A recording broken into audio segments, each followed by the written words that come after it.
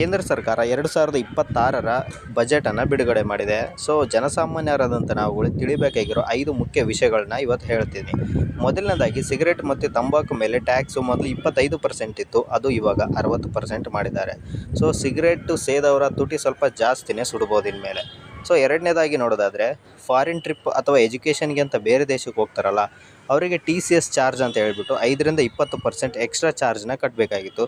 ಅದನ್ನು ಇವಾಗ ಕೇವಲ 2%ಗೆ ಇಳಿಸಿದ್ದಾರೆ. ಸೊ ಇದರಿಂದ ಬೇರೆ ದೇಶ ಫಾರಿನ್ ಟ್ರಿಪ್ ಮಾಡೋರಿಗೆ ಮತ್ತು ಎಜುಕೇಷನ್ಗೆ ಅಂತ ಬೇರೆ ದೇಶಕ್ಕೆ ಹೋಗೋರಿಗೆ ಖರ್ಚು ಸ್ವಲ್ಪ ಕಡಿಮೆ ಆಗ್ಬೋದು.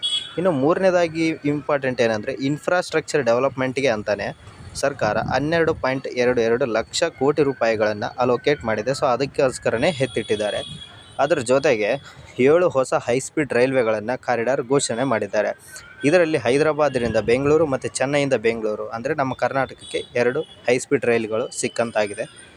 ಮತ್ತು ನಾಲ್ಕನೇದಾಗಿ 17 ಕ್ಯಾನ್ಸರ್ ಮೆಡಿಸಿನ್ಸ್ ಮೇಲೆ ಕಸ್ಟಮ್ ಡ್ಯೂಟಿ ಮೊದಲು ಇತ್ತು. ಸೊ ಈಗ ಆ 17 ಮೆಡಿಸಿನ್ಸ್ ಮೇಲೆ 0 ಟ್ಯಾಕ್ಸ್ ಮಾಡಿದ್ದಾರೆ. ಅಂದರೆ ಮೆಡಿಸನ್ ಮೇಲಿನ ಒಂದು ಟ್ಯಾಕ್ಸ್ ಕಡಿಮೆ ಆಗಿರೋದ್ರಿಂದ ಅವು ಕಡಿಮೆ ದುಡ್ಡಿಗೆ ಸಿಗ್ಬೋದು. ಮತ್ತು ಮೊಬೈಲ್ ಸ್ಪೇರ್ ಪಾರ್ಟ್ಸು ಮತ್ತು ಸೋಲಾರ್ ಪ್ಯಾನಲ್ಸ್ಗಳ ಮೇಲೆ ಕೂಡ ಟ್ಯಾಕ್ಸನ್ನು ಕಡಿಮೆ ಮಾಡಿದ್ದಾರೆ. ಸೊ ಮೆಡಿಸಿನ್ಸು ಮತ್ತು ಎಲೆಕ್ಟ್ರಾನಿಕ್ಸ್ ಪ್ರೈಸ್ ಸ್ವಲ್ಪ ಕಡಿಮೆ ಆಗ್ಬೋದು.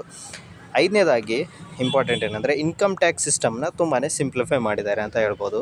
ಯಾಕೆಂದರೆ ITR ಫೈಲ್ ಮಾಡಬೇಕಾದ್ರೆ ಏನಾದರೂ ಮಿಸ್ಟೇಕ್ ಆಗಿದ್ದರೆ ನಿಮಗೆ ಮೊದಲು ಡಿಸೆಂಬರ್ 31ರವರೆಗೂ ಟೈಮ್ ಇತ್ತು, ಅದು ಇವಾಗ ಮಾರ್ಚ್ 31ರವರೆಗೂ ಎಕ್ಸ್ಟೆಂಡ್ ಮಾಡಿದ್ದಾರೆ. ಸೊ ಏನಾದರೂ ತಪ್ಪಾಗಿದ್ದರೂ ಕೂಡ ಮಾರ್ಚ್ 31ರವರೆಗೂ ಕೂಡ ನೀವು ತಿದ್ದುಪಡಿ ಮಾಡಿಕೊಳ್ಬೋದು. ಈ ವಿಡಿಯೋ ನಿಮಗೆ ಇಷ್ಟ ಆಗಿದ್ರೆ ಲೈಕ್ ಮಾಡಿ, ಕಮೆಂಟ್ ಮಾಡಿ, ಫಾಲೋ ಮಾಡಿ.